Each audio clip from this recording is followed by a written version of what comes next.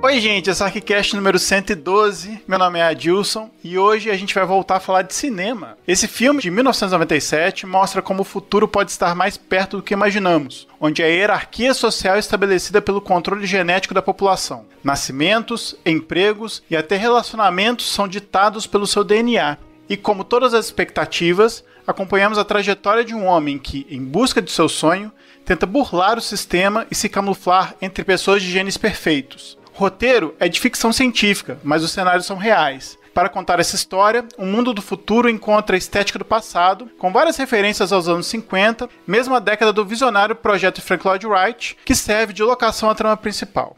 O emblemático edifício, por questões de orçamento, concentra a maioria das cenas internas e externas, mas desempenha papel central no filme, nos transportando para um ambiente imaginado pelo seu diretor e roteirista Andrew Niccol. Em um cenário de filme noir, em um futuro completamente possível, o filme coloca questões fundamentais da nossa vida de hoje, como a ética na ciência, a exclusão social e o papel da tecnologia como determinante do nosso modo de vida. Até onde a ciência poderá interferir nas escolhas humanas? E até que ponto o futuro de Gattaca pode estar acontecendo hoje? O filme que a gente escolheu para falar é justamente o Gattaca. Aqui no Brasil ele chama Gattaca Experiência Genética, isso. E para falar desse filme, a gente chamou umas pessoas aqui, que faz parte quase do nosso time aqui de cinema. Vocês ouviram aí o Guga? Boa noite, Guga, tudo bom? Tudo bom? Aliás, eu percebi agora, enquanto você estava falando, a fazer a introdução, que acho que os últimos 5 filmes foram futuros distópicos, né? Tem método isso? Tem um método? Não sabemos. Eu sei que esses filmes são relevantes pra gente, né? Porque arquitetou um pouco da história também do filme. Pois é, mas estamos aí. Saí da geladeira. Tô aqui.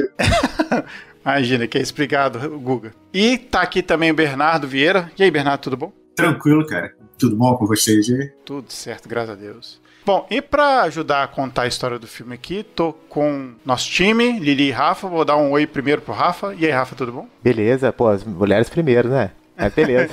Eu inverti porque você sempre fica por último, coitado. Beleza. Coitado. Mas eu acho que a Lili também não se importou. É bom que eu faça a vírgula. É verdade. E Lili? E aí, Lili, tudo bom? Bem, boa noite a todo mundo. Hoje a conexão tá meio estranha, mas bora lá. Isso aí. Então a gente vai pros e-mails, comentários e outras cositas más.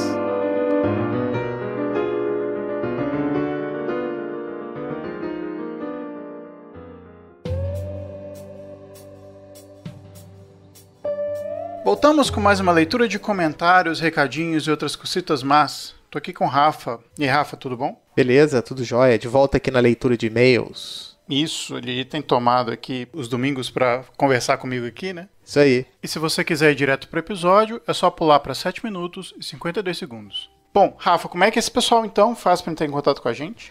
Bem, mandando aquele e-mail raiz para contato@arquicast.com e também nossas redes sociais, facebook.com/arquicast, twitter.com/arquicast e instagram.com/arquicast. Além disso, temos a nossa oficina do Arquicast, que é o espaço lá num grupo de WhatsApp, que a nossa audiência se comunica, o pessoal bate papo, troca ideia, troca informação, e sempre que dá, a gente dá um pulinho lá para tentar organizar aí novos projetos. Bom, temos recados hoje, né? Temos sim. O primeiro recado, ele vem aqui de uma forma que a gente sempre gosta, que é através do post no site. Isso é legal que dá acesso para a nossa página e é bacana que vocês podem circular também por lá. Isso ajuda aqui no nosso ranqueamento no Google. Bem, então a gente tem uma mensagem bem grande aqui, não vou ela toda, do William Cunha Pulpi, um arquiteto. Ele escreve aí, ele fala um pouco da experiência que ele teve com o Niemeyer, conta um pouquinho aí dessa sensação que ele teve ao ouvir o episódio e lembrar de algumas coisas que ele já pôde conversar, inclusive com o próprio Niemeyer, né? Eu não vou ler toda a mensagem aqui, a mensagem tá lá no nosso post, quem tiver curiosidade, dá uma olhadinha lá. Ele diz que recebeu, né, de algumas pessoas que tinham um cast sobre Niemeyer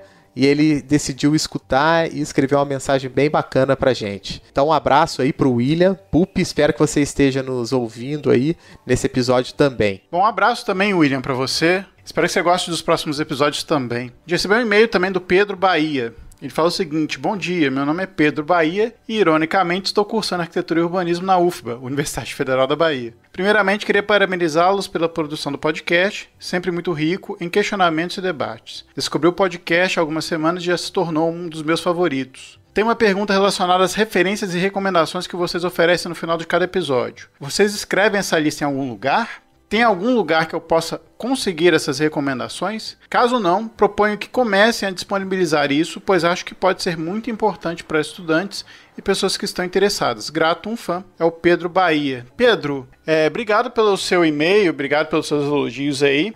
E o seguinte... As nossas recomendações e as dicas estão sempre lá na postagem dos nossos episódios no nosso site, logo depois do texto. Só acessar nosso site, a postagem do episódio que vai estar lá, os links e as dicas que a gente dá lá no final do episódio. Então, Pedro, seguinte, as dicas estão lá, mas as dicas do fim do episódio. Algumas coisas que a gente fala durante o episódio, a gente não coloca tudo, porque a gente ainda não conseguiu se organizar para ter esse trabalho de deixar as referências completas. Mas é uma coisa que a gente espera fazer na medida em que a gente conseguir mais recursos aí para fazer o programa. E aí fica uma dica para audiência, né? Se alguém quiser fazer isso pela gente. Fique então à vontade aí, se quiserem listar isso pra gente, a gente ficava muito contente, vai disponibilizar para todo mundo. Pô, com certeza. Principalmente os episódios que são mais específicos, né? Como eu lembro, teve um episódio sobre arquitetura escolar e tal, que várias coisas foram citadas, que não só aquilo que estava lá nas dicas final. Então, muita gente que usa o cast também para estudar, se quiser disponibilizar esses links e ajudar a gente a construir essas referências, seria demais. A gente sempre promete que daqui para frente a gente vai tentar ao longo do episódio anotando isso. Mas é difícil porque a gente fica na dinâmica de gravação, de bate-papo, a gente não consegue ter esse rigor aí. Mas esse seu e-mail vai nos estimular a ter cada vez mais esse rigor. Obrigado, Pedro. Vou dar um salve, então, para as pessoas que curtiram a nossa postagem do episódio 111, né? Sobre a obra do Niemeyer. Um abraço, então, para o Bruno Barbosa, para o Lucas Probo Reinaldo, para Márcia Coutinho, para Mirella Davi, Laila Bentes, Márcia Cerqueira, Diogo Francisco, Renata Iarussi, Vitória Andrade, Rodrigo Moreira, Alan Naipe, Gabriel Rodrigues, Igor Modolon, Alisson Marculino, Marcos Paulo, Rodrigo Ribeiro, Rodrigo Figueiredo, Eduardo Rosa, Luiz Paiva, Satoshi Koike, Danilo Suzuki, Clarice Sfair, Marcela Castro, Jurine Saibit, Nicole Castro, Agatha Borges, Paloma Barbosa, Raoni Sena, Guto Matos e outros lá que curtiram. Muito obrigado pelo incentivo e continuem lá nos acompanhando no Instagram também. Certo, Rafa? Isso aí. Então, pessoal, bom episódio e até a próxima semana. Isso aí. A gente volta daqui a 15 dias com mais um episódio para vocês e até mais.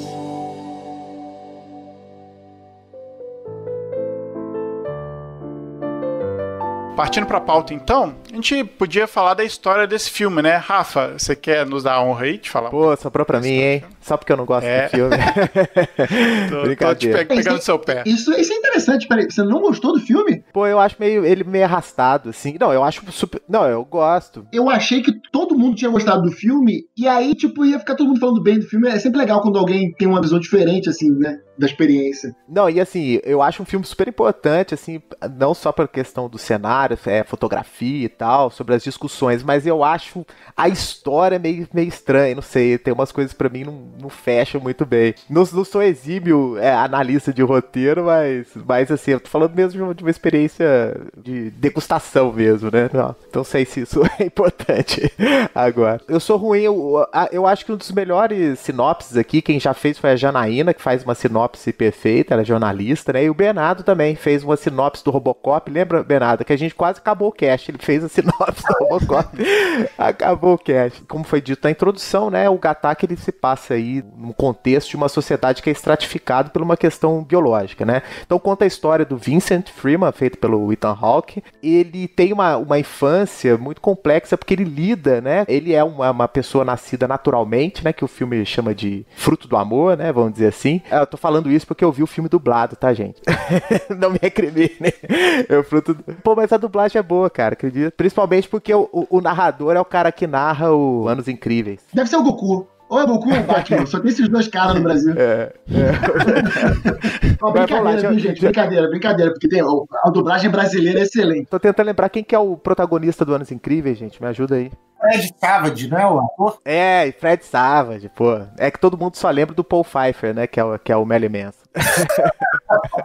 Mas então, o Vincent Freeman, né, ele é um chamado inválido e ele lida com essa disfunção dentro da própria família, porque os pais dele decidem ter um filho por vias artificiais, né, e existe sempre essa disputa entre os irmãos e um dia, né, um acontecimento, ele se vê acreditando na sua capacidade de superar esses humanos altamente desenvolvidos biologicamente. E aí ele, como ele é um aficionado por astronomia, sempre quis se tornar um astronauta, vamos dizer assim, para ingressar nessa corporação era necessário que ele fosse um puro, né, criado artificialmente, né, os chamados, eu não me lembro o nome, mas nessa busca ele encontra um sujeito que é um desses que é criado artificialmente, mas que sofre um acidente, fica tetraplégico, e ele começa a fazer a feira de Acari dos genes, né? Então ele sobrevive vendendo a sua genética aí, contrabandeando, e aí o Vincent utiliza disso para poder se filiar a essa corporação para tentar, né, galgar aí um status até chegar, né, ao posto de um astronauta. Só que no meio do caminho acontece um assassinato, que aí as suas impurezas genéticas é descoberta, e aí começa um thriller de ação e romance, que aí depois a gente vai falar um pouco sobre isso. Mas, no fim das contas, é um filme que fala muito sobre meritocracia. Mais ou menos. Um pouco sobre isso. Principalmente porque o filme a todo momento está comparando, de certa forma, né, o privilegiado, que é tetraplégico, que tentou suicídio várias vezes, e o seu irmão, né? E a todo momento há essa comparação no irmão biológico e o contrabandista de genes, né? Então, que discute um pouco essa de... Não significa que você ter acesso àquilo que é mais importante te leva a lugares mais longe, né? E é isso que eu acho que é, na verdade, o foco do filme, né? A autenticidade do ser humano, né? Como se fosse o que é mais importante no indivíduo, né? E não um pool genético, né? E tem aquela coisa também de que a genética é feita de combinações aleatórias, né? O pai e a mãe são pessoas que se conhecem, que se apaixonam, e não tem uma lógica genética por trás disso. Quando você faz a engenharia genética, não, você direciona tudo que você quer e você tira o fator sorte, enfim, o fator imprevisível da equação. E você tem exatamente aquilo pré-programado, as características que você quer que a pessoa tenha. Né? Isso sempre é um tropo comum assim, da ficção científica, né? Você modelar a evolução humana, de certa forma. Uma coisa, eugenia, né? Curiosamente, né, o nome do personagem do Jude Law é Jeremy Eugene, né? Essa eu não pesquei, essa eu não peguei durante o filme.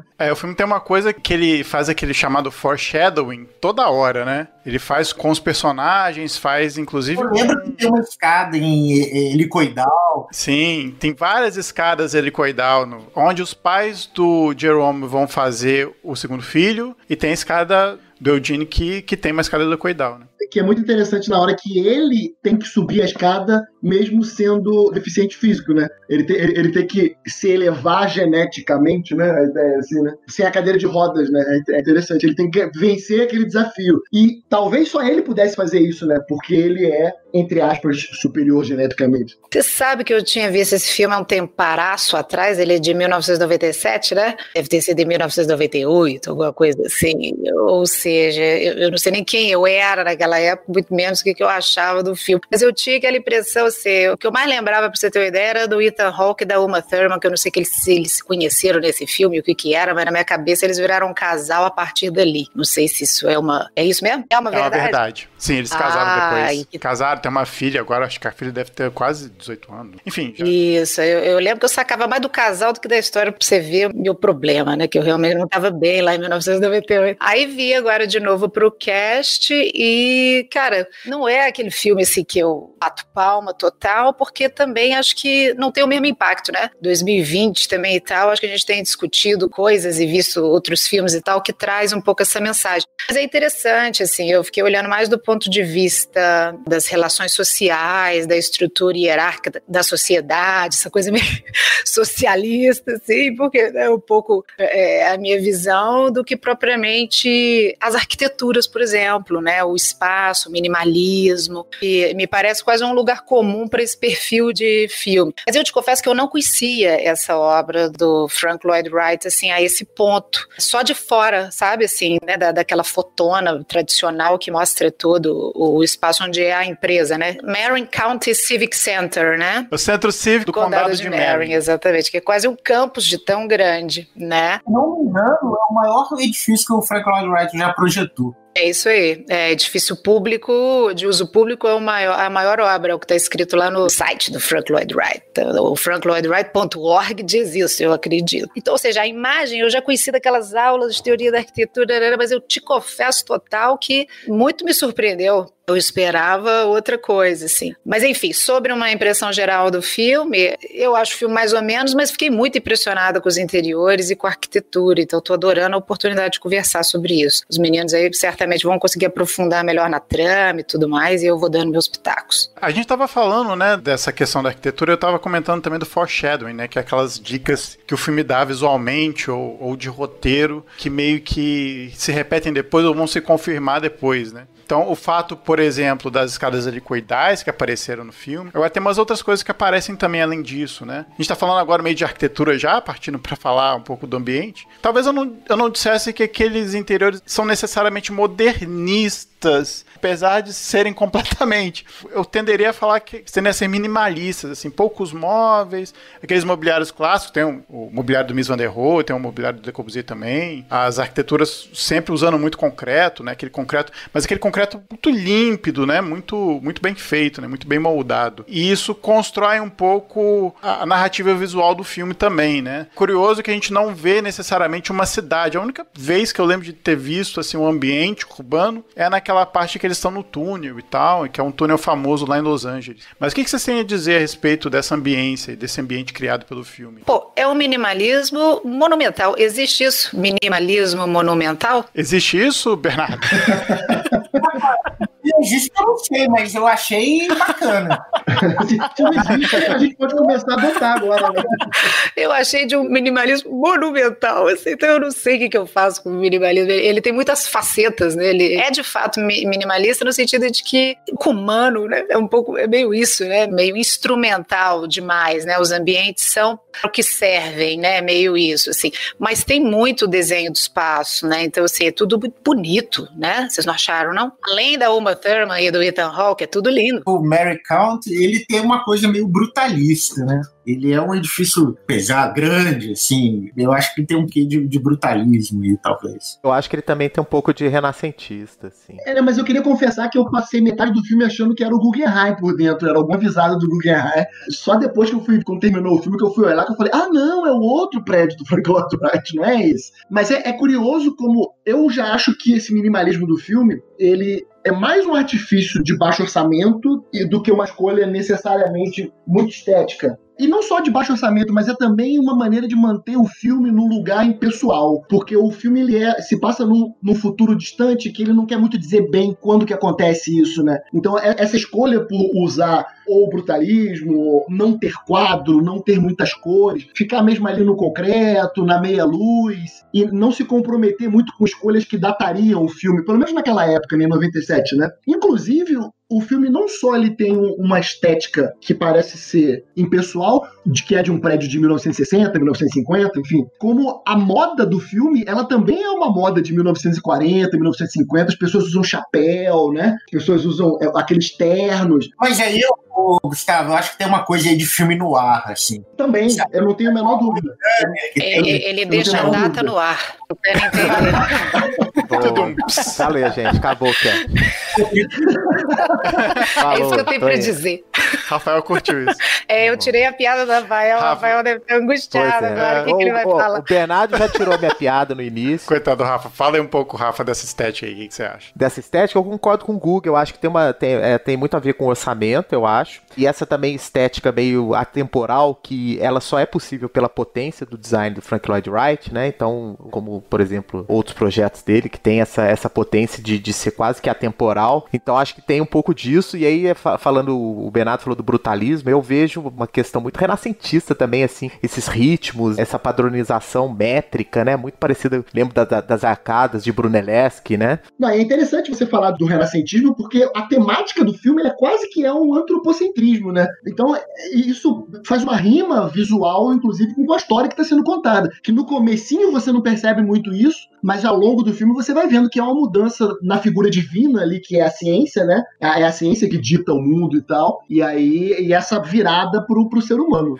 Não, engraçado que você tá falando isso, eu não tinha me tocado nisso não, eu tinha pensado mais por uma questão estética mesmo, mas tem tudo a ver mesmo, né? Essa virada de página, né, que o Renascimento faz de uma cultura antropocêntrica, né? E aí agora nesse filme traduzida pelas entranhas de DNA desse antropocentrismo. Não é um antropocentrismo da ciência social, é um antropocentrismo da biologia, da ciência na sua máxima potência. Eu concordo contigo que eu acho que tem muito dessa escolha de set, de filmagem, e também para contribuir para esse clima no ar, que eu também acho que vai muito mais para fomentar a narrativa do thriller de assassinato, perseguição, suspense, também que tenha essa pegada mais comercial que o filme também precisa trazer, né? Ponto alto da década de 90, né? Na década de 90, se a gente pegar aquele mid-90s, né? Aquele bem meio ali de 90, Colecionador de Ossos, como é que é aquele outro? O famoso Sete Pecados Capitais, Seven, exatamente. Então, esse thriller moderno, né? Esse thriller moderno na época, ele era o filão. Ele era o filé do filme que não era o Jurassic Park, né? Primeiro você tem o Jurassic Park, que é o blockbuster mesmo, mas logo no segundo escalão ali, você vê filme com menor orçamento, que é esse tipo de filme que a gente tá falando, 30 milhões de dólares por aí, e que não performava tão bem no cinema, mas arrebentava em VHS. Assim, esses filmes arrebentavam em VHS. Esse filme é um thriller, gente? Esse filme é um thriller. Só tá muito devagar, tá comparando aí com o Seven e com não sei o que, tem alguma coisa errada. O filme é a angústia do menino, praticamente, super Spielberg nesse sentido, um drama existencial total, não? A questão do minimalismo do filme também tem a ver um pouco com essa ideia de um futuro que é impessoal, né? Então você tem um futuro que não é confortável, não é reconfortante. Então é todo mundo geneticamente alterado, é uma competição, é um mundo que essa estética vira um personagem do filme. Então tá todo mundo deslocado, tá todo mundo num lugar espartano, é tudo muito frio, é tudo muito pouco acolhedor ao ser humano. É uma empresa, né? É o dia a dia da empresa, basicamente, também, né? Não mostra vários lugares dessa data no ar aí, né? A gente só vê a questão mais da empresa, de fato. O diretor, ele tende a dar isso como tom do filme, né? O tom do filme é isso mesmo. As pessoas são mais distantes, as ruas são desertas, as pessoas meio que vivem nesse determinismo biológico, a vida tem menos graça, assim.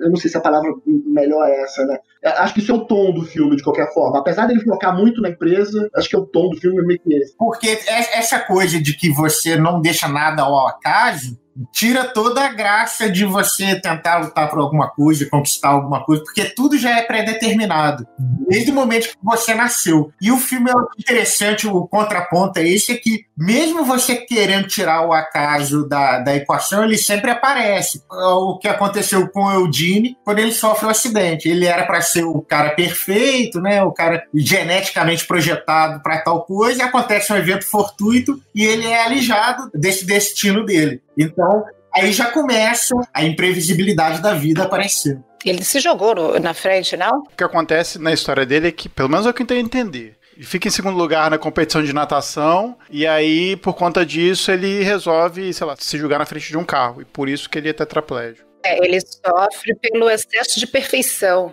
Mostra o lado dele, né? É uma outra forma de uma coisa não determinada acontecer, que é o cara resolver fazer isso não estava nos planos, né? O sistema não tem plano para ele, né? O sistema não tem plano nem para o cara que não é válido, mas o sistema também não tem um plano para o cara que era válido e deixa de ser válido, né? Então, esse é o grande buraco aí que os personagens começam a explorar no filme, né? O sistema tem um plano para eles, é outside the picture, né?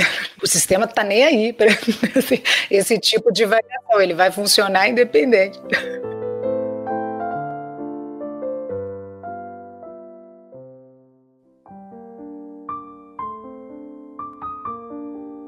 logo começa o filme e só lembrar que esse filme eu vi na época, né, em VHS, mas ele é curioso como o Ethan Hawke já falou isso em entrevista, que o filme ele é de 97, mas as pessoas só começaram a falar com ele sobre o filme em 2007. Ele falou que esse filme ficou uns 10 anos no mercado e praticamente ninguém perguntava pra ele do filme, ouvia falar que o filme era bom ou não. E eu acho, e me recordando da minha experiência de ter visto o filme, que na época que eu vi, eu também vi única e exclusivamente como um thriller meio que policial. E hoje, a gente já sabendo, talvez porque em 97 essa ideia de manipulação genética, né, e esse futuro controlado fosse uma coisa muito distante. Mas em 2007 ou em 2020, ele tem uma camada completamente diferente, porque isso acontece hoje em dia, né? Você vai fazer um exame genético, você descobre que você tem, sei lá, 80% de chance de ter um câncer de seio, por exemplo, e você arranca o seio antes do câncer acontecer, né? Você sabe que o que está sendo tratado no filme não está muito longe, tá muito próximo, e em algumas camadas até já acontece, né? Essa informação genética sai da esfera pessoal, que é você fazer um tratamento profilático antes da doença aparecer, e o problema disso é quando vira política de Estado, né? De que você vai fazer tal coisa porque você foi projetado para isso. E você foi projetado para varrer o chão. E acabou. Futurama. E aí você falou uma outra coisa muito interessante quando você falou que o problema, na verdade, é o poder do Estado. Mais revelado no filme como um poder, como um pacto da sociedade, né? Porque, assim, o filme em nenhum momento diz que o governo mandou, apesar disso estar implícito, né? Mas isso é mais como a sociedade se organizou em um sistema autoritário no qual as pessoas não reclamam disso. E esse é outro tema comum na década de 90. Se a gente pegar Dark City, se a gente pegar Matrix, Minority Report, esse é outro tema que na década de 90 você tinha essa preocupação, pelo menos da classe artística, dos escritores, desenvolvedores de conteúdo, de sociedades autocráticas nas quais não houve uma tomada de poder. Ela foi aos poucos se organizando para um totalitarismo, né? E hoje em dia isso praticamente não existe, e na sociedade a gente até vê isso meio que acontecendo.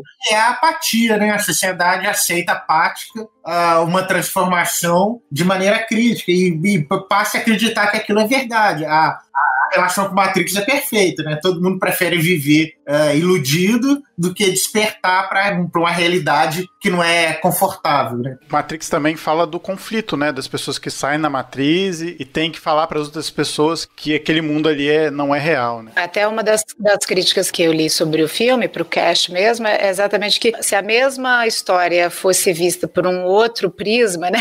De um outro ator social e tal, nesse mesmo contexto, de um inválido, né? Seria totalmente diferente, assim. Então, é difícil acreditar que ninguém se revoltaria, né? A revolta estaria acontecendo de uma forma ou de outra. Eu discordo redondamente, viu? Mas é só a gente olhar em volta, sabe? Eu discordo. Eu sei que isso é apelar. Eu discordo por isso mesmo, é só a gente olhar em volta. Não, eu sei que isso é apelar muito, e eu não queria usar a carta do nazismo logo de cara, mas é isso que acontece. Se a gente for para 1935 e 40, a sociedade alemã inteira, ela concordou com a maioria dessas coisas e apoiou, entendeu? Ou não discutiu, simplesmente foi aceitando. Eu acho que acontece exatamente isso. A gente vai aceitando esse tipo de coisa, seja lá qual for, o Minority Report, né? Se eu descobrir agora, por exemplo, que se eu fizer um teste genético, né, que não é o caso do Minority Report, eu vou descobrir que alguém poderia cometer um crime no futuro e prendo ele antes. Mas não tenho a menor sombra de dúvida que isso viraria uma política de Estado com gente pedindo para isso acontecer e a gente ia entubar isso mole. Eu não acho que ia haver revolução nenhuma em relação a isso. Acho que o Andrew Niccol, não é isso que ele quer retratar, né? Assim, mas não quer dizer que isso não possa acontecer. Até o personagem principal aí, que é o Vincent, né? É exatamente um cara que não se contenta com o sistema e acha uma forma de burlá-lo, mesmo que se encaixando nele, que seja, né? Ele faz isso por objetivos pessoais, mas ele não está contestando, mas não deixa de estar burlando de alguma maneira, né? Assim, e talvez possa vir a quebrar alguma estabilidade. Mas assim, eu acho que não é essa a ideia. O filme nem passa por isso, está abordando outras coisas. Acho que é uma hipótese mesmo, assim, né? Se abordasse, seria o outro filme. Mas assim, essa coisa muito determinista, assim, né? Aquela vaquinha vai com as outras e tal, não sei o quê, tem para um lado da história. né? E é o discurso que predomina, o que não quer dizer que você não tenha, né, assim, discursos insurgentes e pessoas se revoltando de diversas formas, né? Eu acho que por conta também de um baixo orçamento, não permitiu ao filme também contar outras histórias, né, que podiam acontecer de uma população que poderia estar raivosa com aquilo, ou descontente, ou infeliz de alguma maneira, né? Não é o foco mesmo dessa história, não é o foco dessa história. Eu acho que a história está mais interessada em contar digamos assim, a superação individual. É como se fosse um filme de roubo de banco, né? O filme inteiro é feito para ele roubar um banco. É isso que é o filme. Ele tá tentando roubar um banco. É um filme sobre o cara, eu acho, sobre o sonho do cara. Como você, através do... Isso é bem uma coisa norte-americana, né? Você, através do seu esforço e do trabalho duro, você consegue vencer qualquer obstáculo, se você sonhar e querer. Inclusive, passando a perna em todo mundo.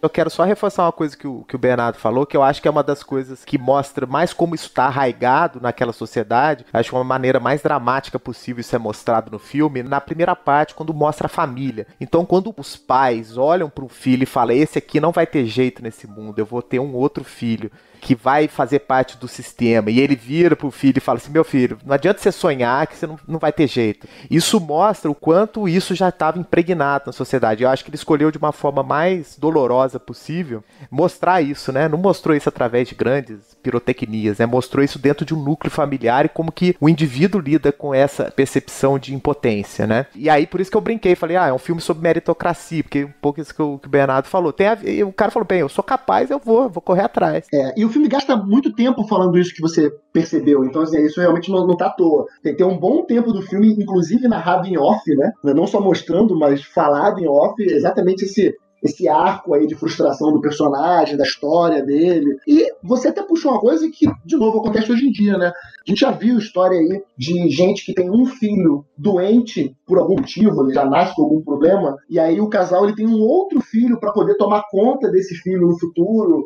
ou para poder doar uma medula, ou que seja, né? Assim, acho que teve uma novela que fez isso, ou um filme que falou sobre isso. Por incrível que pareça, eu tenho um caso pessoal até de amigo na vida que aconteceu isso. Mas isso acontece. Puxando até uma mais recente aqui, uma pessoa que nasce hoje em dia, você tem vários espectros de síndrome de Down, né? E aí você imagina o drama de um casal que tem um filho com algum espectro de Down, saber que eles não vão estar aqui em algum momento e essa criança ela vai ter que se desenvolver sozinha, né? Tem que tomar conta de si própria. Então, eu já vi história de gente que tem que ter outro filho, ou tem que ter não escolhe, decide ter um outro filho para que esse outro filho no futuro possa ser uma família, né? Tá próximo a essa criança. Então são escolhas que o filme tratou ali no começo e isso tá ali em algum momento, sim, tá a construção do personagem. Essa sua citação fecha esse primeiro arco, então, porque, já que você citou o nazismo, né, o nazismo começou justamente as primeiras experimentações de eugenia foram para eliminar a questão da síndrome de Down, né? Tá vendo? Começa com uma boa intenção, né, entre aspas, né? Exatamente, E aí se tornou o que a gente já conhece.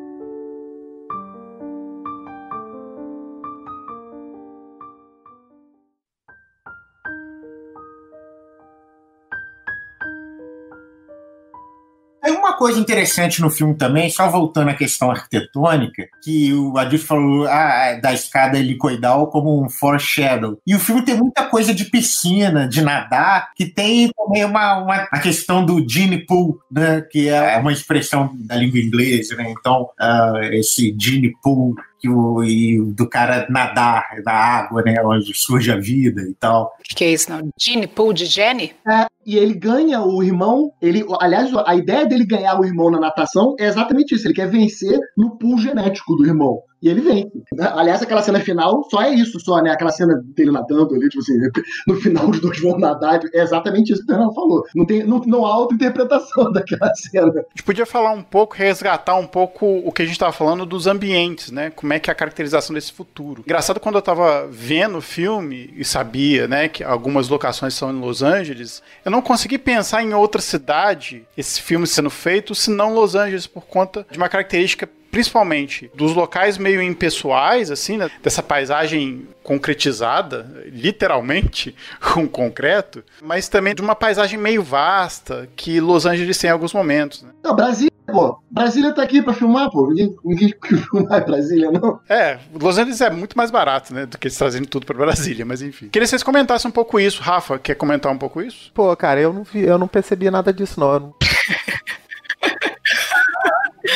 Ok. Mas eu acho que a cidade não tem a ver. Eles estão discutindo aí, vamos dizer assim, uma estrutura social que tá no planeta Terra. Tanto é que, né, quando eles falam fora da Terra ou fora do lugar, eles estão falando da Lua de Saturno, né? Então, assim, eu confesso que eu não pesquei essa questão de cidade e tal, eu não percebi isso não. Também não. Que horas que você... Na verdade, assim, eu acho que eu fiquei embebido pelos cenários e porque eu fui pesquisar. E aí, como as locações eram, a maioria delas em Los Angeles, não perto de Los Angeles, eu fiquei com isso na cabeça. Que são as 3 locações só, né? Quantas locações tem esse filme? Não, eu acho que esse filme, ele é um daqueles filmes que até hoje se tenta fazer o novo Blade Runner. Esse é o novo Blade Runner e tal. E tem essa coisa, assim, de um futuro meio retrô. Então o Blade Runner tinha também uma locação do Frank Lloyd Wright, o apartamento do Deckard era do Frank Lloyd Wright, e esse também tem, porque o Frank Lloyd Wright tem uma coisa meio, ao mesmo tempo moderna, mas meio retrô também, enfim, não é o modernismo burguesiano, é o clássico, exatamente. Então, esse filme tem essa coisa, assim, de querer ser um Blade Runnerzinho, assim, de ter essa mesma visão de um futuro retrô. Blade Runnerzinho é bom demais. Eu senti um certo, uma pontinha de sarcasmo aí no Bernardo falando.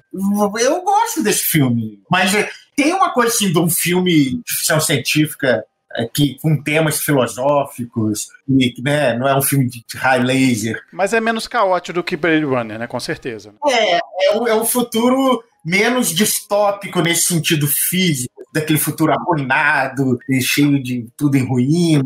É um pouco isso que o Guga falou, é um futuro que tá aí, assim, não é uma coisa, né, que pode acontecer na próxima página, né? Então eu acho que essa sensibilidade do diretor de perceber que isso era um problema emergente, acho que foi interessante. Acho que ele está falando de um ambiente 100% controlado. Eu acho que o ambiente que ele está falando é um ambiente empresarial, assim. Um retrato, assim, de uma sociedade... A nossa sociedade capitalista é a mesma, apesar dos avanços tecnológicos, científicos e tal, a estrutura hierárquica entre classes, entre diferentes, está lá dada, né? A questão da meritocracia, sim, ou seja, de algum critério, seja ele qual for, de diferenciação, para a escolha de pessoas para determinados cargos e como é que aquilo impacta, né, assim, o restante da sua vida social e das suas relações e por aí vai, né? Nesse caso é a questão genética, mas poderia ser uma questão de classe, poderia ser uma questão econômica, né? Assim, eu acho que ele trata... Racial, étnica. Total, né? Assim, porque quem é que tem dinheiro para fazer a escolha de ter um filho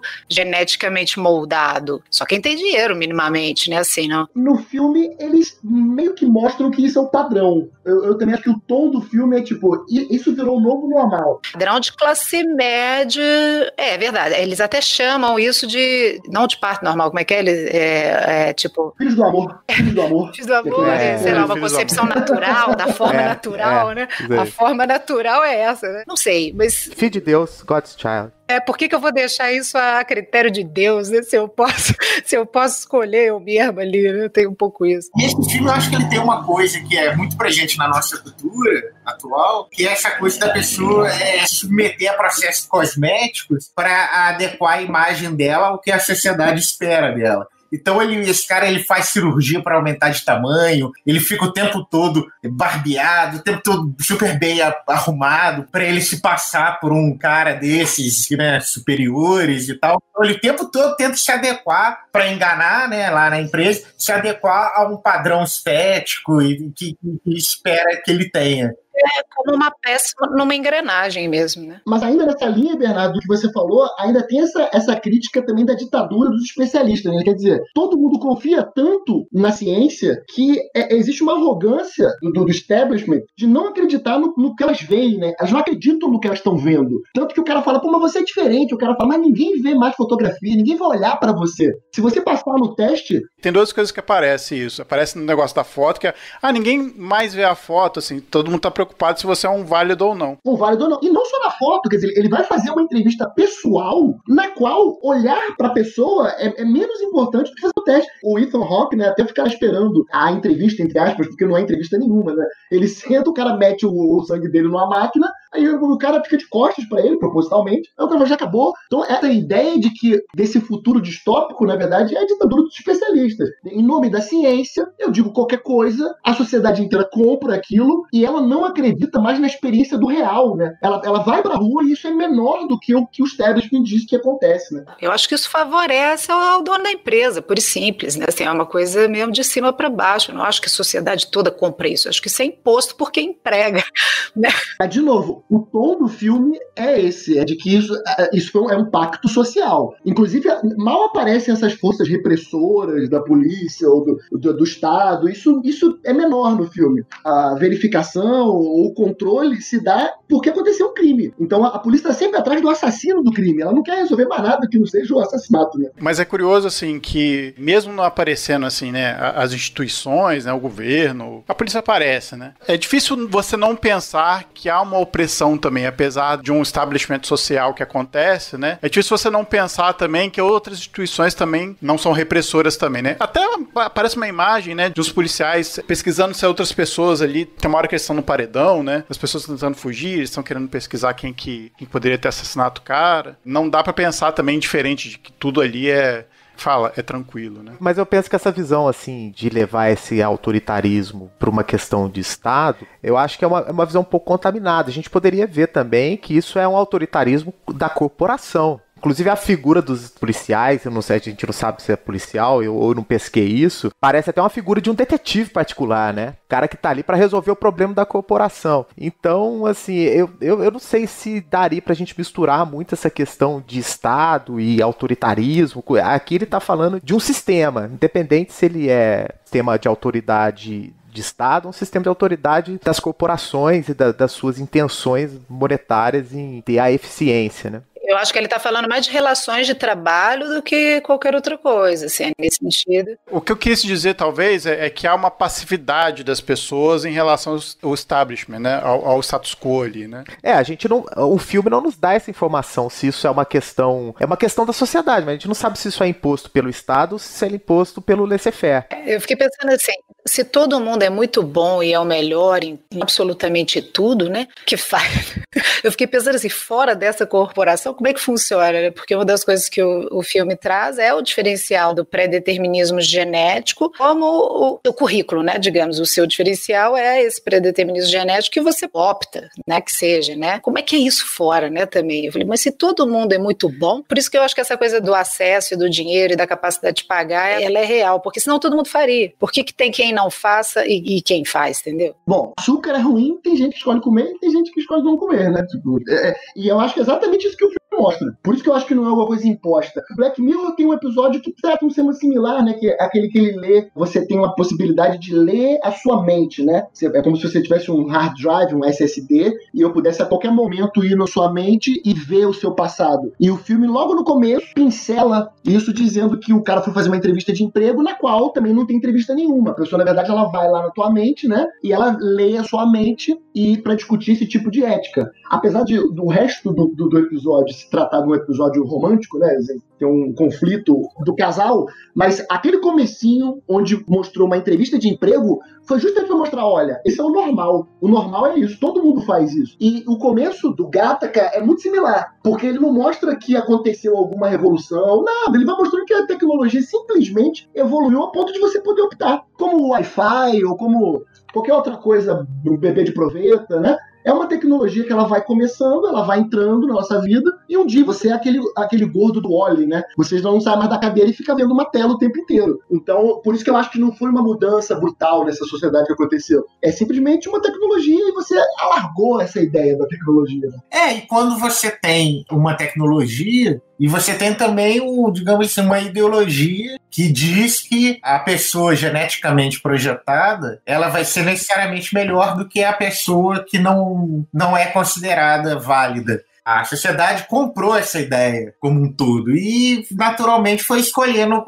o caminho que eles julgam verdadeiros, que é quem é melhor projetado vai vencer. Eles, inclusive, dizem que tem um crime para você discriminar quem não foi selecionado geneticamente, que eles chamam de genoísmo, não é isso, se não me engano? Então, para mostrar que a sociedade isso já está tão permeado na sociedade que já criou até uma lei para proibir esse tipo de excesso, ou seja... Não, mas é uma lei que existe, Menor. Imagina, está discriminado desde o nascimento, seu pai te discrimina por causa disso, né? A lei está ali só para garantir que continue. Mas você se passar por um válido é a mesma coisa de uma falsidade ideológica. Assim. Fazendo passar por uma pessoa que você não é. Você não poderia estar ali. Você está infringindo a lei por estar num lugar que você não deveria. Ele fala que discriminação por cor e raça ou religião, que elas, eu não sei se eles dizem não existem mais, especificamente essa frase, mas eles dizem que a discriminação ela hoje acontece por genética e ela não é mais por cor ou raça ou religião. Acho que eles chegam a falar em religião. O que é normal, né? Teve uma mudança de paradigma, né? Pro contexto do filme, sim, é completamente plausível. O que muda são os parâmetros, né? O que define quem pertence ou não pertence àquela realidade. Em determinado momento foi a religião, em determinado momento foi a raça, em determinado momento... Aí, no momento do filme, é uma questão genética, né? Depende de qual empresa, né? A empresa usa as pessoas para quê? Isso não é novidade. Voltando ao que o Gustavo falou da carta do nazismo, o nazismo discriminava as pessoas, teoricamente, por uma questão científica. A eugenia era uma pretensa ciência que dizia que existia uma raça superior. Então, os nazistas também alegavam estar embasados cientificamente por preconceito deles. E o filme mostra isso. Eu tô o tempo todo falando as coisas, fazendo aspas com os dedos. Sim. Nós estamos todos, eu também estou fazendo isso.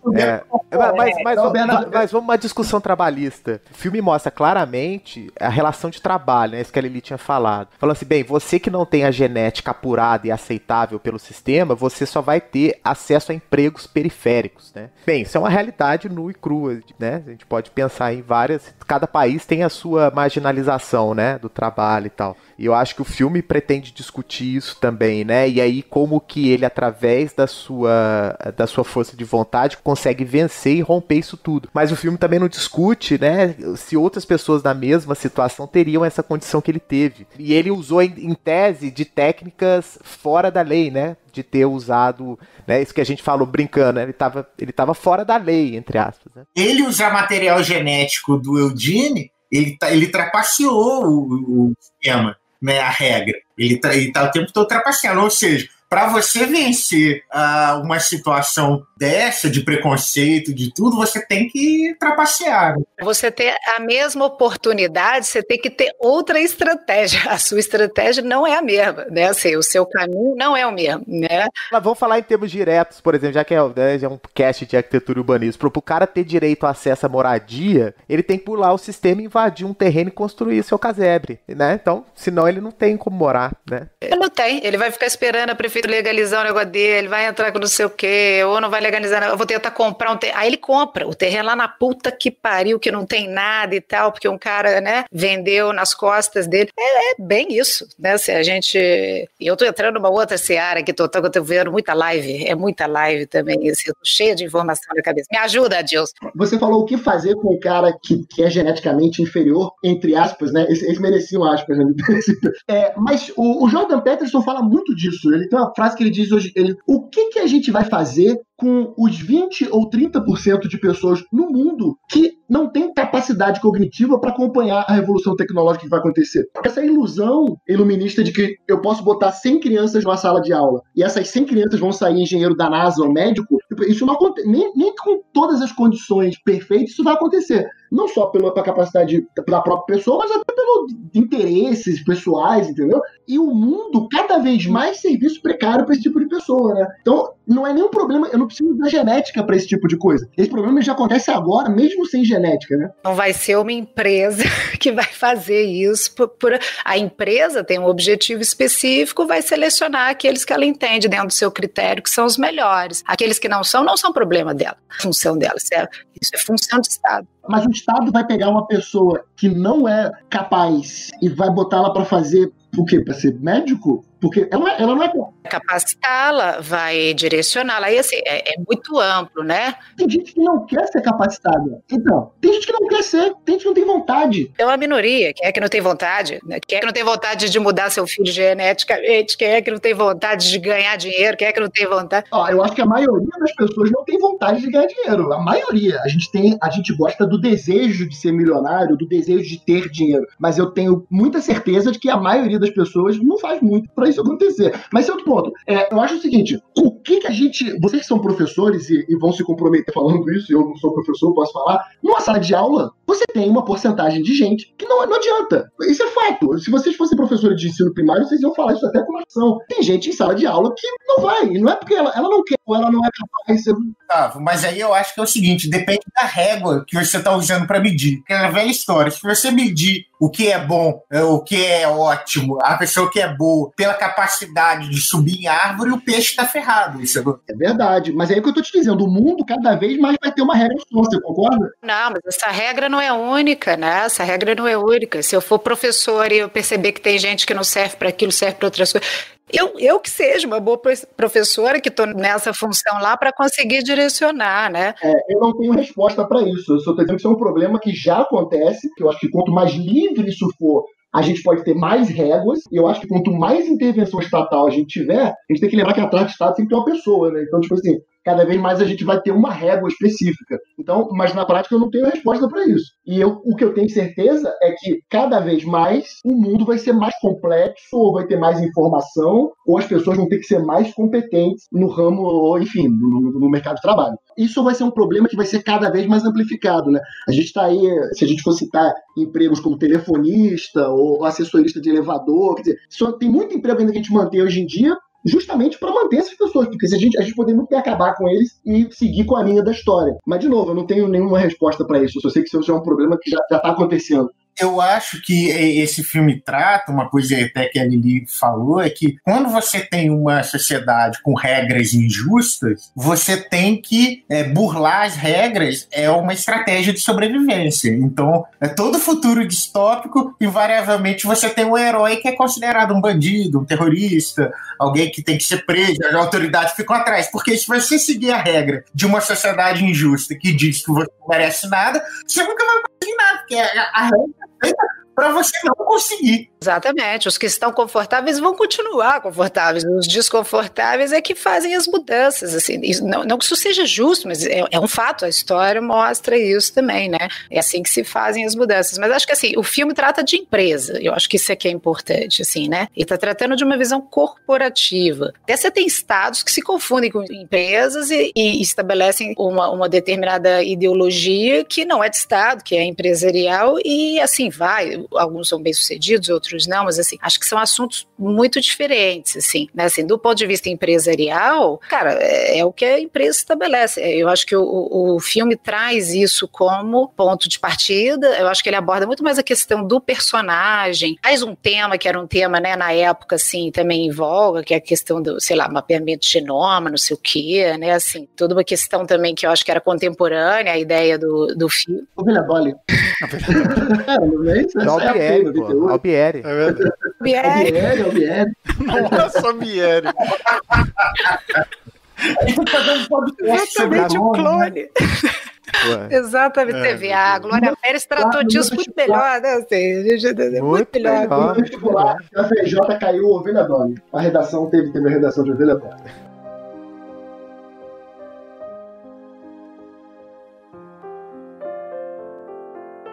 Agora, uma coisa que eu queria botar aqui pra gente voltar um pouco pro tema do filme e também pra parte genética, a gente consegue, sei lá, supor qual tipo de cidade, qual tipo de ambiente que a gente viveria se essa utodistopia acontecesse no nosso mundo? Será que a gente, por exemplo, teria ambientes diferentes do que a gente vive hoje? Será que, por exemplo, a gente teria alguma coisa parecida com um controle genético para acesso aos lugares ou para outras coisas na nossa vida? Ia ser tudo minimalista.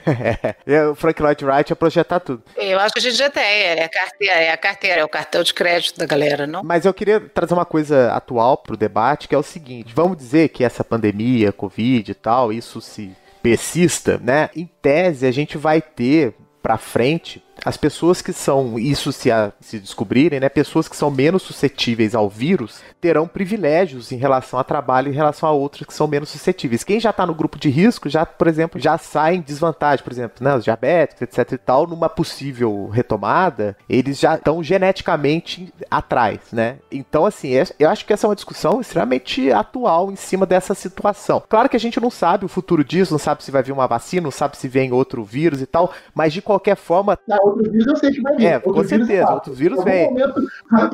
A gente não sabe se ele vai ter esse grau de... se vai ter todo esse estrelato, mas outro vírus terá. Mas a questão é o seguinte, já está em pauta essa discussão. Pessoas mais suscetíveis ao vírus estão, a partir de hoje, em desvantagem. Isso, quando for descoberto, divulgado, isso vai gerar uma... E olha o perigo disso. Imagina se isso é associado, por exemplo, a uma determinada etnia, ou é associado a um determinado regionalismo, né? Ou determinado gênero. Imagina se isso está ligado a gênero.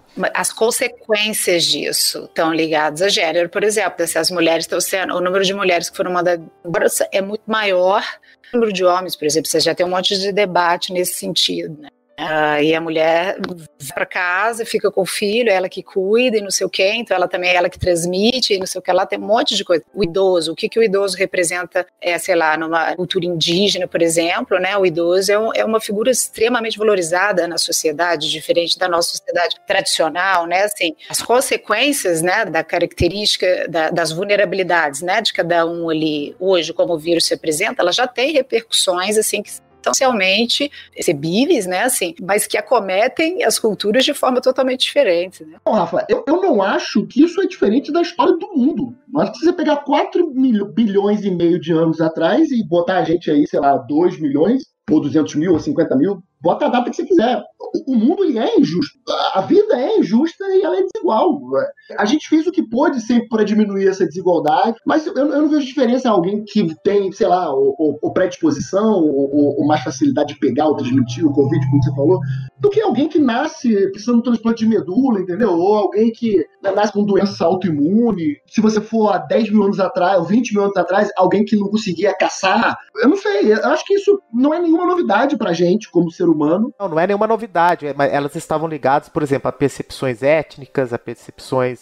agora essas percepções serão mensuráveis por um teste, né? O cara faz um teste, ele é mais suscetível ao vírus ou não, isso já vai ser rapidamente. Inclusive, eles finalizaram recentemente um teste, descobriram que as crianças, elas têm 20% só de suscetibilidade ao vírus, inclusive isso é uma discussão recente que talvez vai retomar aí as escolas. Porque é o seguinte, isso que você falou, essa discriminação que já existe e tal, ela estava envolta por uma percepção social, antropológica, vamos dizer assim. Agora não, é uma coisa que pode ser mensurável por um teste. É muito doido isso. E tem uma coisa também, porque todas essas, digamos, essas situações que o Gustavo colocou, aconteciam de maneira ao longo do tempo, aos poucos, mais uma vez, ao acaso. Agora não, você tem um evento que de repente vai determinar, isso que o Rafa falou. Você tem um evento que vem do nada e de repente agora você tem os que são imunes, os que não são, sabe? Os que, sei lá, tem histórico de atleta, os que não tem. Agora não.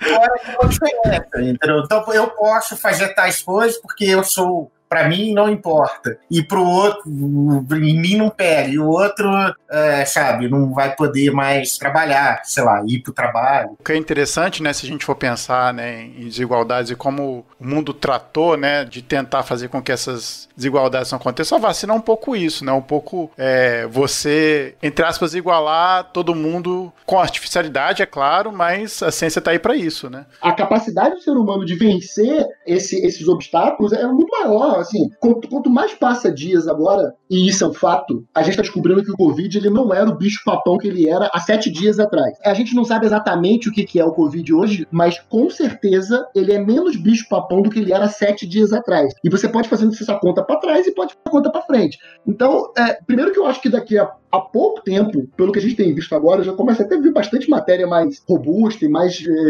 testes mais robustos, pesquisas mais robustas. Então eu acho que no caso dessa doença especificamente, eu acho que a gente muito em breve vai ver uma normalização dela, né? O que eu digo como normalização é como a gente convive com a AIDS, é como a gente convive com, sei lá, o sarampo, enfim. Que é um caso diferente do ebola, né? O ebola aparece, mata alguém em 48 horas e ponto. Não é disso que ele está falando.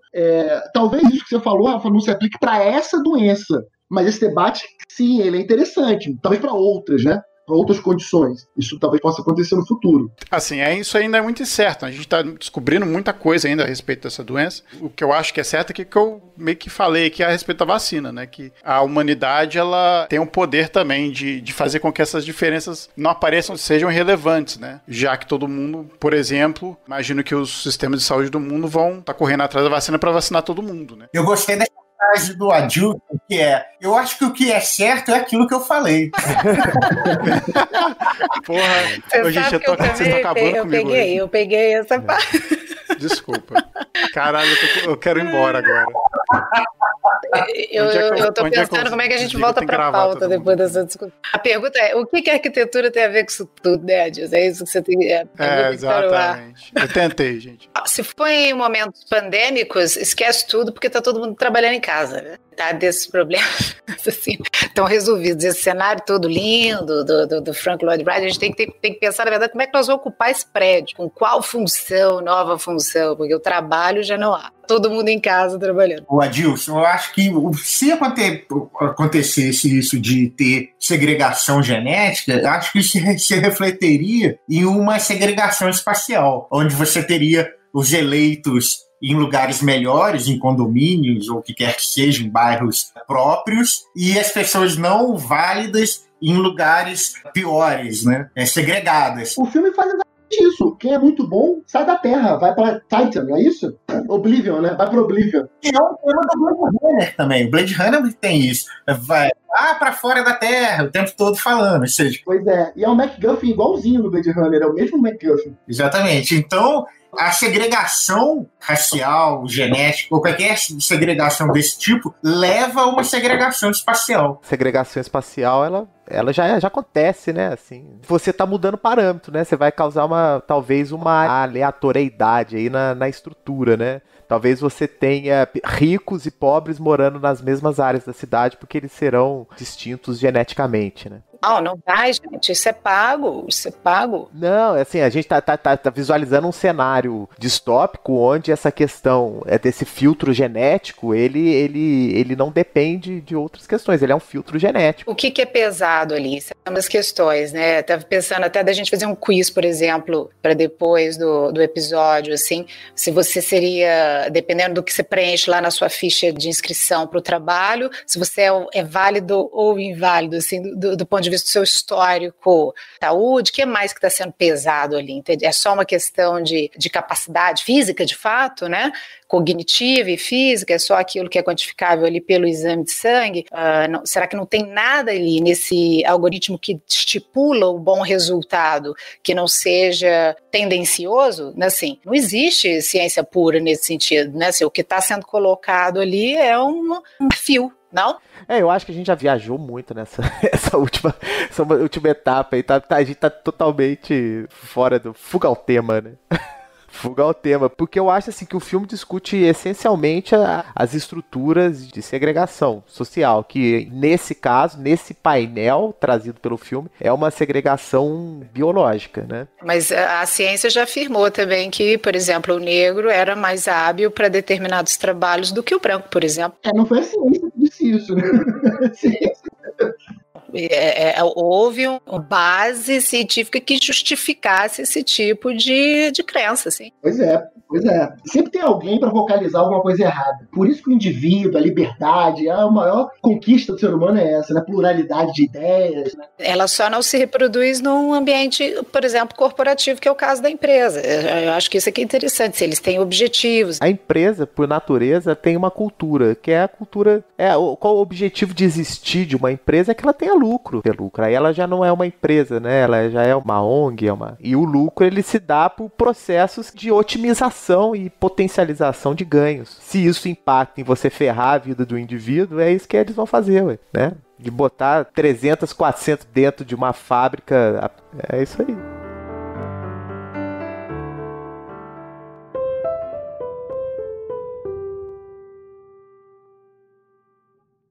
Agora, por que o modernismo ou o minimalismo é sempre tão associado a esse lado pessimista também, né? Não tem um pouco isso? Não, assim, uma visão também negativa e pejorativa também, né, dos espaços minimalistas ou brutalistas, né, como acho que o Bernardo lembrou bem. Eu acho, primeiro, por uma incompreensão de quem vê o brutalismo ou esse tipo de arquitetura aí que não é arquiteto. Eu acho que tem uma incompreensão do estilo em si. E, em segundo lugar, porque são espaços que aparentam ser frios, né? Impessoais, e principalmente porque eles não dialogam com o entorno. Assim como vocês estão querendo fazer uma ideia de que a empresa ela só atende a ela mesma, esse tipo de obra também ela só tem interesse nela mesma, né? Dane-se o que tem em volta. Aliás, dane-se até as pessoas, dependendo do prédio. O que importa mais é a obra que eu estou fazendo. A gente até falou disso no último filme, que o tema era mais ou menos esse. Né? O projeto que eu estou fazendo é mais interessante do que as pessoas que moram aqui, que são inconvenientes pro meu projeto. Então talvez essa seja um subproduto, né? Um efeito colateral da ideia do modernismo. Né? Eu concordo com o Gustavo, eu acho que tem isso. E tem uma coisa também que normalmente esses filmes de distopia e tal, eles são cautionary tales, que sempre dizem, olha, se for por esse lado vai dar merda, se isso acontecer, cuidado. São histórias que te alertam para alguma coisa. Toda ficção distópica é uma ficção que te diz, ó, se seguir por esse caminho vai dar errado. Atualmente, a maioria dos filmes que mostram alguma coisa dando errado no futuro sempre tem a ver com o mau uso da tecnologia, do conhecimento científico, a destruição do planeta,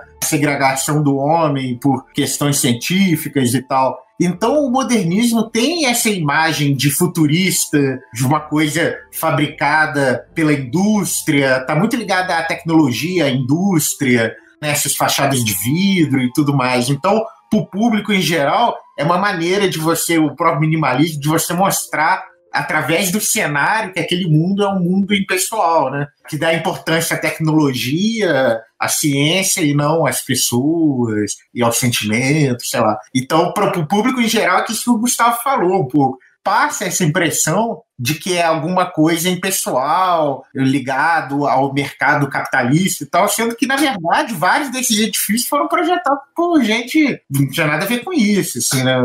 Por muitos comunistas, inclusive, né? Por muitos comunistas, né? Claro. A Bauhaus, imagina. A Bauhaus tinha muitos comunistas lá, gente. É por isso que eu digo que é uma incompreensão.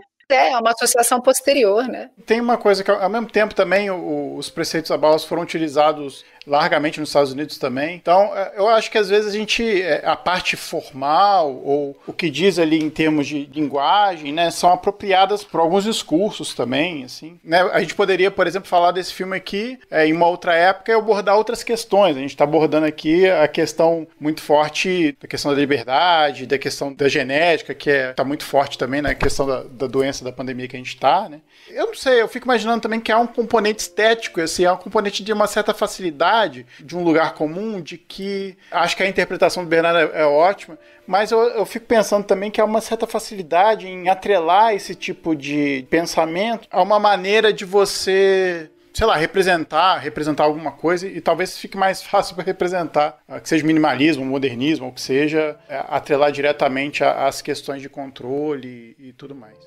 Essa coisa de asepsia, né? Eu fiquei pensando, por exemplo, Metrópolis, né? Ele trata dessa questão também industrializado, mecanizado, assim, dessa mecanização das atitudes, mecanização do funcionário, que isso tem um pouco nesse filme, né? Assim, é todo mundo muito padronizado, só que numa estética high class, assim, né? E o modernismo se associa, o minimalismo é algo, não é de toda a classe, né? Ele se remete a um determinado tipo de serviço, né? E tal.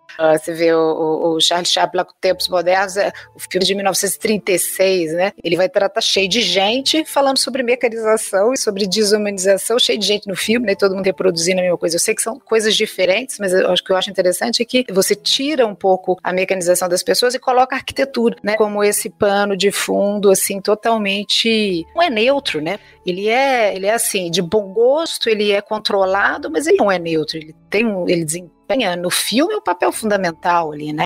Tudo filmado em pouquíssimos lugares, assim. Esse pano de fundo arquitetônico, na verdade, ele tá lá para servir a uniformização das pessoas, né? E que é o desejo dos modernistas também, né? Isso é uma intenção de projeto. Por isso que eu acho que isso acaba pegando. Eu acho que isso é a espuma que é mais perceptível para quem não é necessariamente arquiteto, porque ela pega só isso, né? Ela pega o visual do concreto lisão ou das coisas monumentais e dos grandes ângulos, né? E pega essa ideia de uniformidade. E aí você vai repetindo isso em filmes. E como a gente falou, nesse filme tem isso, mas em vários outros filmes que tratam de futuros distópicos ou de sociedades autoritárias e tudo mais, sempre tem lá uma arquitetura modernista para fazer um pano de fundo. Dos ambientes funcionais, dos ambientes corporativos, funcionais ali e tal, né? Mas residência também, né? No último filme que a gente falou, o High Rise, apesar de que é um prédio misto, né? Tudo acontece dentro do prédio. É mais modernista ainda, né? Ele é super barroco em vários momentos, né? Assim, ele... Também é decor em alguns momentos. Aí eu já acho que entra a lente do diretor, né? Aí ele vai misturando tudo e criando um estilo arquitetônico que não existe, né? Vira uma Gotham City da vida, né?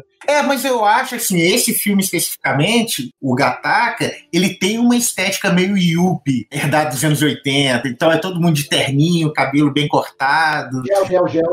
Gel. Então tem essa estética yuppie. E outra coisa interessante é que o cinema e a história sempre associam estilos arquitetônicos a algum tipo de história ou algum tipo de intenção que se queira passar. Por exemplo, toda casa mal assombrada é neogótica, assim. É muito difícil uma casa assombrada que não seja... Tim Burton tá aí pra isso. Tudo... Já viu Parasita? Parasita tá assombrado pra caceta com a casa. Exato. O Parasita é um caso em que se muda a concepção da casa mal assombrada. 19, romantismo alemão e tudo isso, nessas histórias sobrenaturais. Né?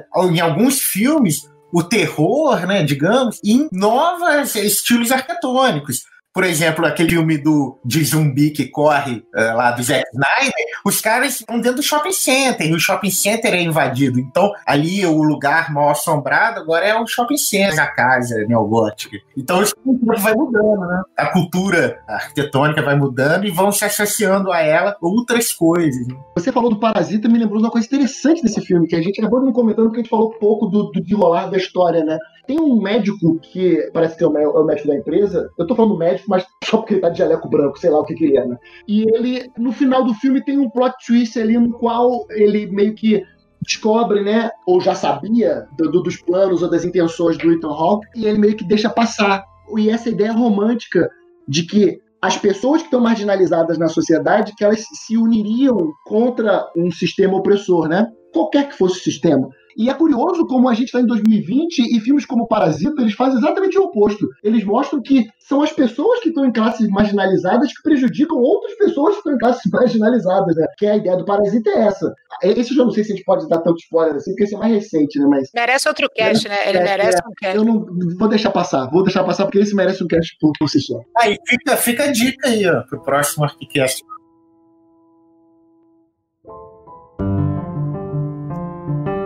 Então a gente encerra nosso papo aqui e vai para as dicas. Lili, tá com essa dica aí? É um arquitexto, tá lá no portal Vitruvius, que chama Presença da Arquitetura de Frank Lloyd Wright no Cinema. É legal porque mostra várias situações, assim, é um artigo, é um texto, assim, né, com imagens e tal, mas que aborda como que essa arquitetura narrativa do Frank Lloyd Wright, dependendo da obra, pode se prestar, né, a diferentes situações.